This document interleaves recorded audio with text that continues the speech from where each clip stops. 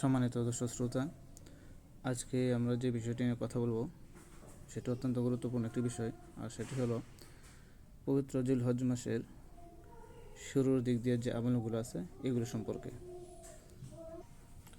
জিলহজ মাসের চাঁদ যখন ওঠে তখন কিছু আমল আছে যেগুলো প্রত্যেক মুমিন মুসলমানের জন্য করা প্রয়োজন। হাদিসের ভাষায় হাদিসে পাকের মধ্যে দেখা যায় যে রাসূল করিম সাল্লাল্লাহু আলাইহি সাল্লাম যারা কোরবানি দেবে এবং যারা কোরবানি দেবে না তাদের কেউ বলেছেন যখন কোরবানির চাঁদ ওঠে অর্থাৎ জিলহজ মাসের চাঁদ ওঠে তখন থেকে যেন তারা আর নখ চুল গোঁফ ইত্যাদি কাজগুলো না করে, অর্থাৎ এগুলো না কাটে। যে বিষয়টা বিশিষ্ট ফকিহ এবং আলেম আমাদের সকলের মাথার তাজ বিশিষ্ট আল্লাহর ওলি আল্লামা হযরত আব্দুল হক মুহাদ্দিস দেহলভী রহমতুল্লাহ আলাই, তিনি ওনার কিতাব মা সাবাতা বিসুন্নাহ এর মধ্যে এই বিষয়টি নিয়ে আলোচনা করেছেন। তিনি ওনার কিতাবের জিলহজ মাসের আলোচনার পর্বের মধ্যে এই মাসের ফজিলত, গুরুত্ব ইত্যাদি আলোচনার এক পর্যায়ে তিনি বলতেছেন যে কিছু সুন্নত আছে যা মানুষ একদম ছেড়ে দিয়েছে।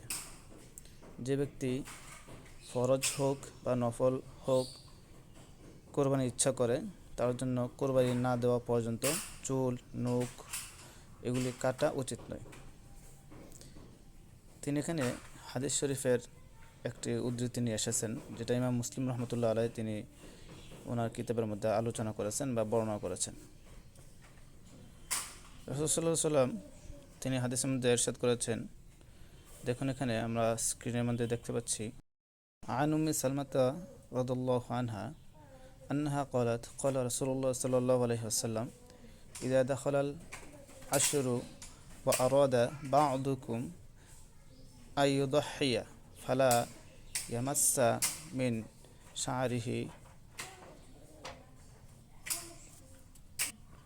ওয়া বাশারিহি শাইআন।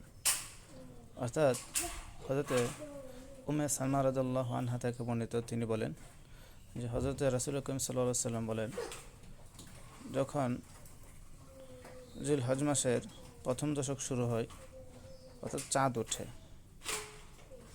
তখন যদি তোমাদের কেউ কুরবানি করে ইচ্ছা করে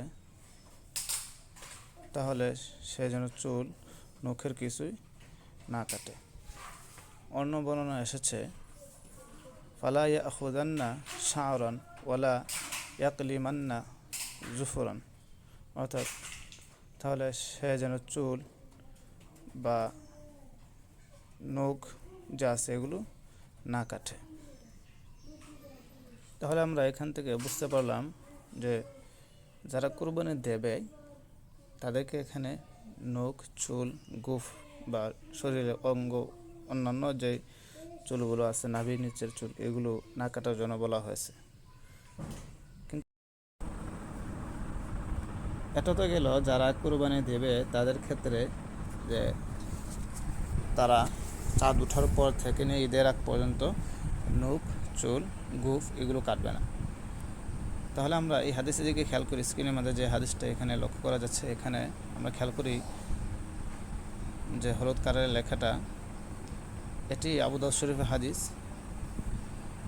খেয়াল করে দেখেন রাসূল সাল্লাল্লাহু আলাইহি ওয়াসাল্লাম বলেন যে আনা নবী সাল্লাল্লাহু আলাইহি ওয়াসাল্লাম ক্বাল উমিরতু বিয়াউমিল আদহা ঈদান জাআলাহু আল্লাহু আযজা ওয়া জাল্লা লিহাযিহিল উম্মাহ ক্বালা আর-রাজুলু আরাআইতা ইল্লাম আজিদ ইল্লা উদহিয়াতান উনসা আফা উদহি বিহা ক্বালা লা ওয়ালাকিন তা'খুযু মিন শা'রিকা ওয়া আযফারিকা ওয়া তাকুসসু শারিবাকা ওয়া তাহলিকু আনাতাকা ফাতিলকা তামামু উদহিয়াতিকা ইনদাল্লাহি আযজা ওয়া জাল্লা।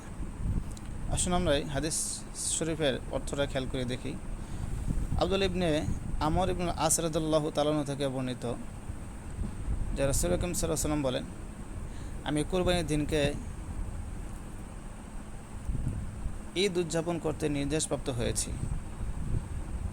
আল্লাহ সুবহানাহু ওয়া তাআলা এই দিনকে উম্মতের জন্য ঈদ হিসেবে নির্দিষ্ট করেছেন। এক ব্যক্তি বলল, ইয়া রাসূলুল্লাহ, ইয়া হাবিবাল্লাহ, আমি দুগ্ধবতী বা মালবাহী পশু ছাড়া অন্য পশু না পেলে তা দিয়ে কি কোরবানি করব? তিনি বললেন, না, বরং তুমি তোমার চুল, নখ কাটবে, গোঁফ ছোট করবে এবং নাভির নিচের চুল এগুলো কাটবে। এই কাজগুলোই আল্লাহর নিকট তোমার পূর্ণাঙ্গ কোরবানি হিসেবে গণ্য হবে। শুনেন আবু দাউদ, হাদিস নং 2789। তো সময়ত দর্শক শ্রোতা, আমার ভাই বোনেরা, আমরা এই হাদিসের মধ্যে যদি খেয়াল করি তাহলে আমরা দেখতে পাই এই হাদিসে যে কোরবানি না দেবে যে তাকেও কিন্তু এই কাজের জন্য নির্দেশ দেওয়া হয়েছে। অর্থাৎ যদি কেউ কোরবানি দিতে না পারে তাহলে সে যদি তার চাঁদ দুটোর পর থেকে নিয়ে ঈদের নামাজ আগ পর্যন্ত নখ, চুল, গোঁফ বা নাভির নিচের চুল এগুলো না কাটে এবং ঈদের নামাজের পরে এগুলো কাটে, কর্তন করে, তাহলে আল্লাহ তাআলা তাকে একটি কোরবানির সব দান করবেন। তাই আসুন সময়ত হাজিরিন, সময়ত দর্শক শ্রোতা, আমরা সকলেই এই ছোট সামান্য একটি আমল পালন করে অসংখ্য নেকির বা সবের ভাগীদারি হই। সময়ত দর্শক শ্রোতা, এতক্ষণ পর্যন্ত আমরা গুরুত্বপূর্ণ একটি আমলের বিষয় শুনতেছিলাম। তো এরকম আরও গুরুত্বপূর্ণ, আমাদের ফজিলতপূর্ণ আমলগুলো এখানে ইনশাল্লাহ আলোচনা হবে, আমাদের এই চ্যানেলের মধ্যে আলোচনা করা হবে।